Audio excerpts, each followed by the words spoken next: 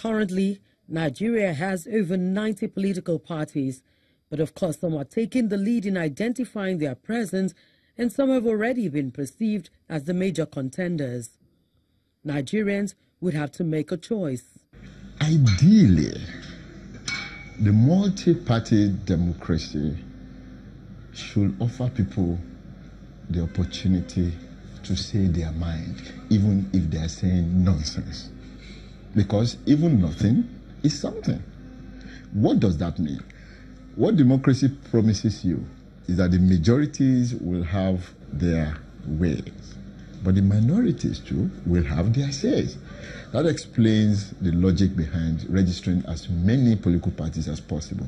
If you look at a very strong model of democracy, which is the United States of America, what you see is that you have as many political parties as possible too, but two are dominant.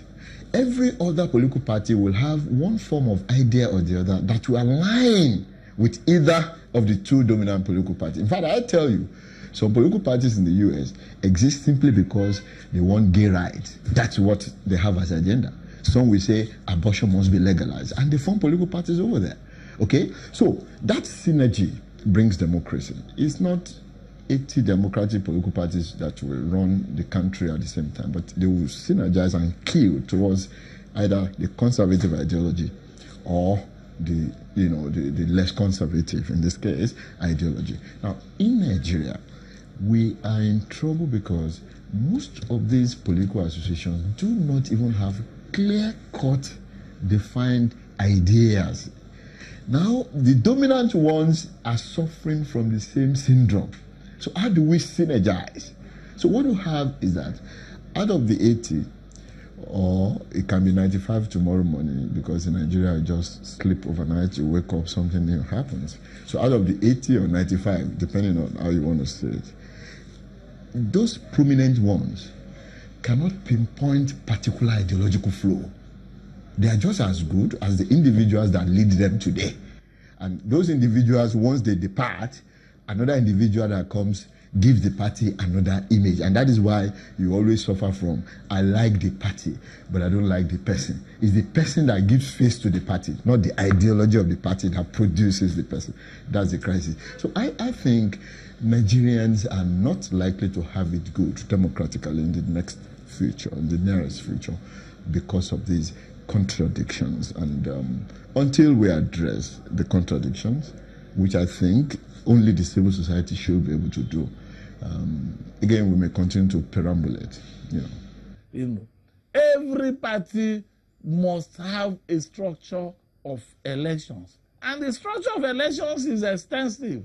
In every state, you have to have your officers. In every local government, you have to have your officers. In every polling booth, for instance, you have to have your agents. Are you getting me? And if you count the number of polling booths in Nigeria, there are so many. So if you don't have your agent in a particular polling booth, there is the possibility that your votes could even be counted for another person. In which case, the possibility that you will win the election is not much there. So I think that with democracy becoming more robust in Nigeria, parties will start aggregating. And that is what we need. I think that the tendency is towards a 2 or 3 party system. The tendency is clearly for 2 parties. But these parties that are so many now can coalesce and give us a 3rd party that is viable, so that we are not just stuck with the 2 major parties. We will now have a 3rd party where maybe the not too young people can, not too young to run people, can move in and make an impact. Kola Ibrahim, a civil rights activist, foresees voter apathy in the forthcoming elections.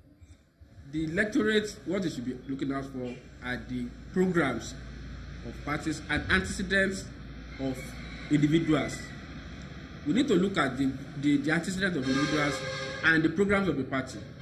If a party says it's going to give quality education, we need to ask how. What kind of quality? There are different kinds. You can give quality education. You have very big private schools that are of international standard, but they are not accessible to the majority of the citizens. They are providing quality education, but in terms of accessibility, you have to ask that question. We need to know what the party is promising. Then what is the antecedent of the party and the candidates? If you have a candidate that has not been consistent in his public positions, you know that you are going to have a problem and when such a person gets to office. If you have a party that changes its policy, its program anyhow, you know that you are going to have a problem. If you have a party that has worsened the condition of the people in terms of the living standard, fuel price has increased, which is a staple product. Fuel being a staple product in the country.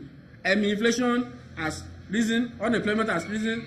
All these things are factors that people have to put into place, and people must not be taken too much by emotion and individual sellability, quote unquote.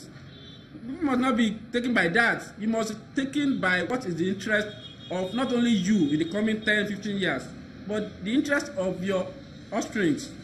These are very important. You cannot negotiate it.